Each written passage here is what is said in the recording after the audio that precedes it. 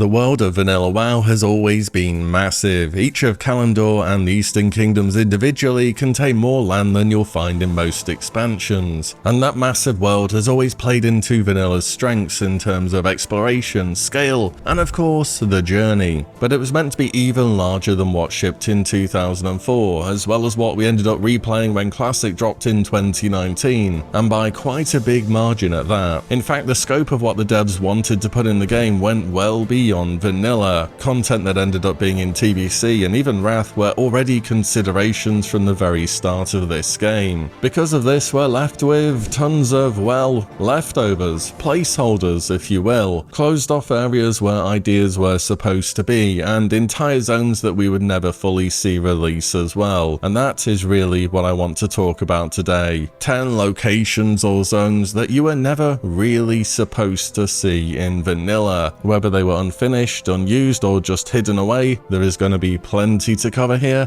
so let's make a start. But first, a quick word from today's sponsor, Boot.dev. Boot.dev is a platform that aims to equip you with the skills to forge a career in back-end development through interactive lessons and learning. It stands out by taking you on this journey in an interactive way, like an RPG with experience, leaderboards, achievements, all those things you're used to. Boot.dev offers self-motivated individuals the tools to get fully on board with the Python and Go programming languages, and it does this through hands-on learning, where you're going to be writing tons of your own code so you can really get a grasp of the fundamentals from the basics to more advanced lessons. So one day, perhaps when it comes to your job search, you're as well equipped as you can be. Speaking of careers in this field, they can often be worked from home and have pretty good salaries as well, and you can start this today at your own pace. Click the link in the description box and use my code WILLE to get 25% off your first payment for Boot.dev. That's 25% your first month or year, depending which you choose. Many thanks to Boot.dev for the sponsor today. Let's get on back to WoW.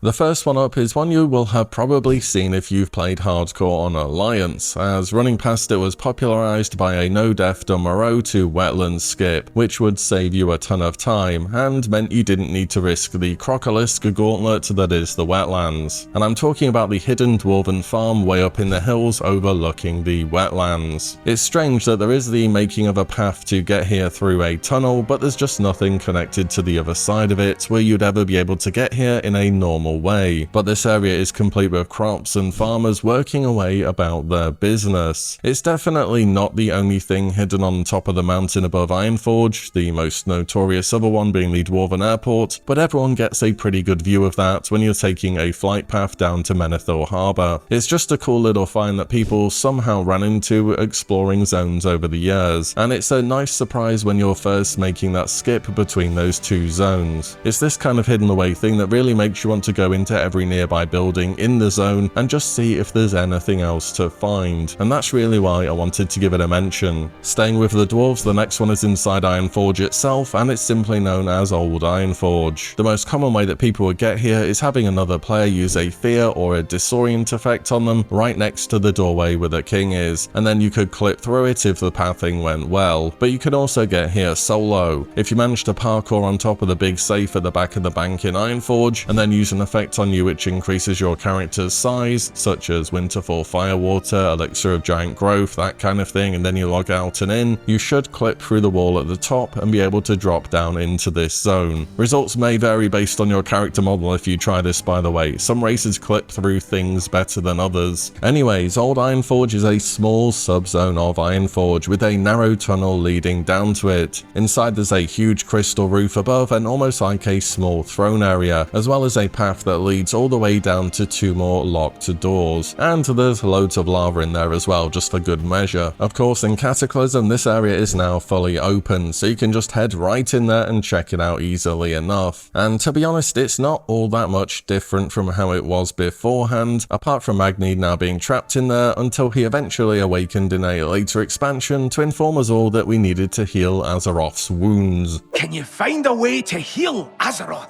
Moving on though, there are also some pretty big chunks of the map in vanilla which just have nothing there, and are kept away from the view of players via several mountains or obstacles, despite in many cases being shown on the map as a zone. One of these is just to the north of Stormwind and the west of Burning Steppes and the south of Dun Morogh. It's a huge open space which, to be honest, could have quite easily been a zone in its own right, perhaps some kind of mid-level zone given where it is located in the world, and maybe even a continuation of the Burning Steppes all the way down to the sea to the west. In Cataclysm, when Blizzard updated the world map because, well, they gave everyone flying, they couldn't leave these as blank spaces, they more or less just filled this subzone up with water and said, yep, that looks good, on to the next one. They probably had enough to do with Cata with the new zones alongside basically redesigning the whole questing experience from vanilla in the first place, so it is understandable. But maybe one day this zone that's hidden away could be something more. But when it comes to unused zones, the largest by some margin is towards the north of the Eastern Kingdoms. Spanning the whole way from Tirisfal Glades over to the Eastern Plaguelands is an absolutely massive empty area. In fact, most of the actual eastern side of the Eastern Kingdoms has an empty area all the way around it, with the zone name simply being the Forbidding Sea. It's big areas like this which someday I hope to see filled out on some kind of Classic Plus version of the game. Of course, in the Burning Crusade, this whole area was fully used as the home for the Blood Elves, complete with their starting zone, capital Silvermoon City, as well as the Ghostlands. But even in vanilla, there are some vaguely elven remnants of a ruin alongside the coastline far to the north, way beyond what any player would be able to get to easily. This contains a few buildings which wouldn't look out of place if they were in Darnassus, and perhaps even show us that maybe there were already plans for this area to be used as early as vanilla. But as with many other things, it just didn't fit into the scope of everything that they wanted to achieve in such a short space of development time. Staying on the trend of what was started but not finished in vanilla is the Greymane Wall in southern Silverpine Forest. This is one of those rare occasions where we do more or less have the full story of what was going to be happening here too. So the story goes, as the Scourge were closing in on the city of Gilneas, King Gen Greymane called upon Archmage Aragorn to find a way to defend against this unstoppable enemy. So the Archmage called upon his knowledge of a mysterious and ferocious beast known as the Worgen, saying that he could summon them into Azeroth to defend the kingdom, and the king agreed. Though the Worgen were successful in stopping the Scourge, they then began to turn on the Gilnean soldiers and began spreading the Worgen curse. Blaming himself for this, Aragorn went mad with grief and locked himself away in Shadowfang Keep as seemingly the only one able to control the Worgen. As for Gilneas, it was deemed cursed and locked away so that none could enter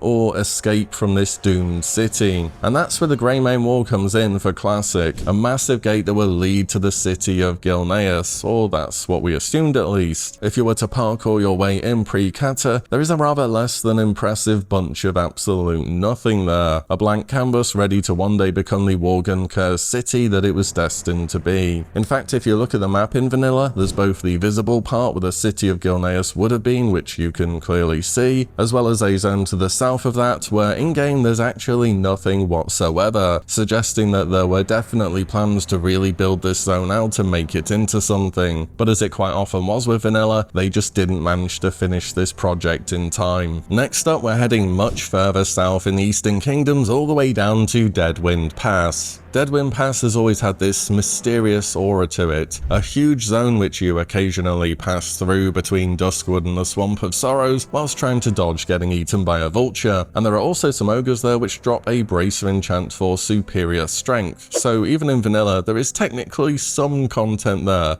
just not much. But what I want to touch on here isn't actually the Karazhan Crypts, despite that being probably the most well-known thing about this zone, because how Karazhan itself was in the World of Warcraft Alpha looked different, like really different. From the outside there is a giant drawbridge that leads into the main part of the tower, and on the inside, whilst it has a very basic texture layered on the whole thing, it's actually quite built out. There are winding corridors, stairs leading up to levels, and even ways to loot back on outside again. Even at this super early stage of World of Warcraft, there had been quite a bit of work done on making Karazhan into something which players could visit. And something else to note here is that this point, Karazhan was not an instance, and whilst it may have well planned to be in the future, instead here it was more of an open world point of interest. Perhaps it was more intended to be kind of the ultimate mage tower on Azeroth, which would at least fit in lore-wise. I mean, there are already plenty of mage towers throughout the human kingdom, such as in Elwyn or Redridge Mountains, and Deadwind isn't too far off from those lands either, so I don't think it's too much of a stretch of the imagination. Of course, Karazhan and Deadwind Pass as a whole, I suppose, is definitely an area which I'd love to see expanded upon one day if Blizzard ever does this whole Classic Plus thing. It did end up becoming a legendary raid in TBC, as well as being brought back as a 2-part dungeon in Legion, and on top of that they even used some of the areas below Karat for artifact weapon quests in Legion, such as the Scythe of Elune for boomies. Either way, it's a very cool place in the alpha as well as vanilla. It has such a reputation for a reason, and that's why I wanted to mention it here. Next is another place that was brought into the game officially in the Burning Crusade, but is very much there already in vanilla, and that is the Caverns of Time all the way over in Tanaris. With some creative parkour, it is possible to get in towards the top of the giant stone which is blocking the way in, and beyond that you have the familiar trail that leads all the way down into the caverns themselves. Down here things change entirely from the outside. The skybox becomes something from outer space, and from a giant hourglass shape, sand continually falls. Quite a few of the assets down here were also finished during vanilla, including much of the environment and the layout that would end up being used later on. There are even instance portals for what would become Assault on Mount Hyjal, Escape from Durnhold Keep, and the Black Morass in TBC. It's kind of surprising just how much of this subzone really is intact at this super early stage of the game, though at the end of the day this place is basically just a hub for various different instances, in this case telling stories from the past, and since none of those instances were fully completed in vanilla, it's reasonable that the caverns remained closed. Nevertheless, it's definitely an interesting place to see and visit within the game. In fact, there's even what is assumed to be some early work for Outland in vanilla. It's just very well hidden, and how somebody ever found this is truly a miracle. If you jump on the pipe at the start of the Dead Mines and move to the left hand side of it, and then use a consumable to increase your character's size, log out and in, and you should be able to clip through the wall a little bit. At this point you need to use some kind of slow fall and movement speed effect to land in the nearby water, and then follow the wall all the way around for a few minutes, and eventually you'll arrive at a rather strange place. Here there are loads of floating trees on top of crystals, which is kind of reminiscent of how Nagrand ended up being in Outland. Although during the early stages of WoW there was also a Hellfire Peninsula zone which was being worked on, which had trees that were very similar to this, but you won't be able to go and see that in the game by yourself. There were also a number of purple bubbles, or a kind of spell effect around the area, which were more or less identical to the magical barrier that's covering Dalaran. I guess the developer was working on some early assets for a zone and thought they would be safely hidden away miles from anywhere inside of an instance, but World of Warcraft players somehow just find a way. Next is for one you won't be able to visit in game unfortunately, but the assets exist so players have uncovered it, and this is for one of Vanilla's unreleased battlegrounds, the Ashara Crater. There was more than one vanilla battleground that was cancelled, and this isn't to be confused with Kaladar, which is the MOBA style battleground that you often hear about. Ashara Crater was much closer to how Alterac Valley ended up being. In fact, Ashara Crater was put on the back burner because getting Alterac Valley working and balanced was seen as more of a priority, but then it just never ended up being released itself. But both the battleground map and the zone had quite a bit of work done on it. Where it's different to Alterac Valley is that both factions started really close to one another instead of being at opposite sides of the map. You pretty much ran out of your base area under a huge stone archway and you would have already been seeing other faction players. There are also so many objectives in between which would have influenced the map in some way you have to imagine. You have a submerged ruin near the center which reminds me of the entrance to BFD.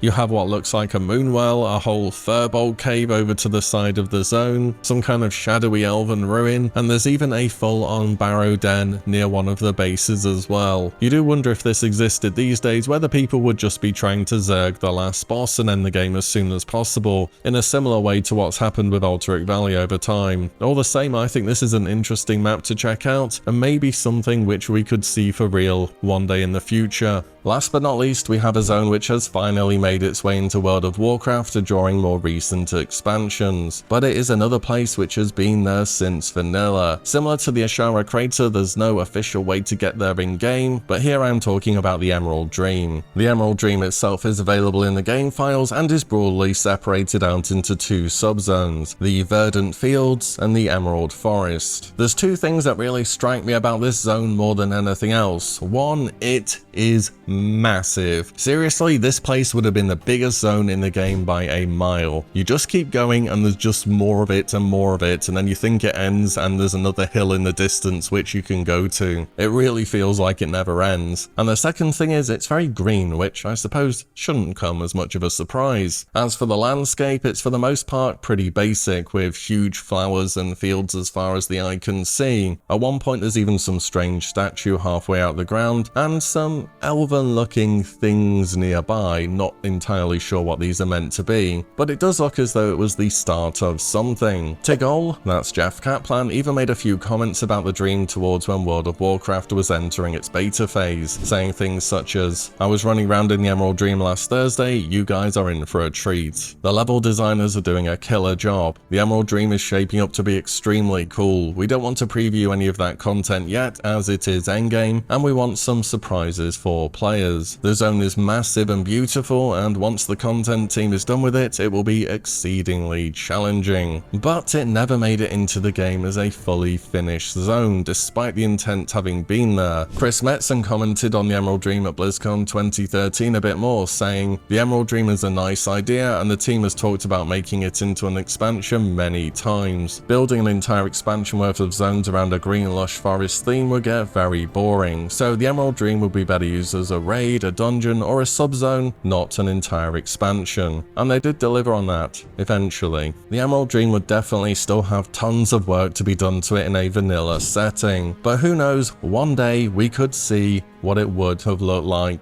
And that's it, 10 hidden, unreleased zones or locations in Vanilla World of Warcraft which you were never meant to see. There's definitely a few ones I've left off here, ones which are pretty well known I think. I didn't feel the need for the video to be exhaustive, and I thought that this was plenty for today. But if you do want to see a part 2, let me know though for sure, and I'll see which other hidden places I can dig up. But as always, thank you all so much for watching and listening in, and I shall see you on the next one very soon.